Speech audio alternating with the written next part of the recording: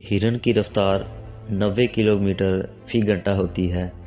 اس کے مقابلے میں شیر کی رفتار 55 کلومیٹر فی گھنٹہ ہوتی ہے۔ اتنے بڑے فرق کے باوجود ہرن شیر کا شکار ہو جاتا ہے۔ جانتے ہیں کیوں؟ کیونکہ ہرن کے دل میں یہ خوف رہتا ہے کہ وہ اب شیر کا شکار ہو جائے گی، اب شیر اسے نہیں چھوڑے گا۔ اسی اسنا میں شیر ہرن کو اپنے پنجوں میں دبوچ لیتا ہے۔ اگر ہرن پیچھے مڑ مڑ کر دیکھنے کی عادت پر کنٹرول پا لے تو کبھی بھی ہرن شیر کا شکار نہیں ہوگا۔ اگر ہرن کو اپنی تیز رفتاری کا اندازہ ہو جائے تو کبھی بھی شیر کا شکار نہیں ہوگا۔ یہی عادت ہم انسانوں کی بھی ہوتی ہے۔ ہم اپنے اندر چھپی ہوئی صلاحیتوں کا اندازہ ہی نہیں لگاتے۔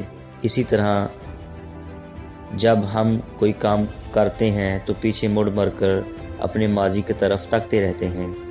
کتنے ہی وہم گمان ہمارے اندر ہوتے ہیں کہ کہیں ہم یہ کام جو کر رہے ہیں اس میں ہلاک نہ ہو جائیں۔ ہمیں اپنے اندر چھپی ہوئی صلاحیتوں کا اندازہ ہی نہیں ہوتا۔ ہماری اندرونی مایوسیاں ہمیں ناکام بنا دیتی ہیں۔ ماضی کو چھوڑیں، مستقبل کا سوچیں اور اپنے اندر چھپی ہوئی صلاحیتوں کا استعمال کریں۔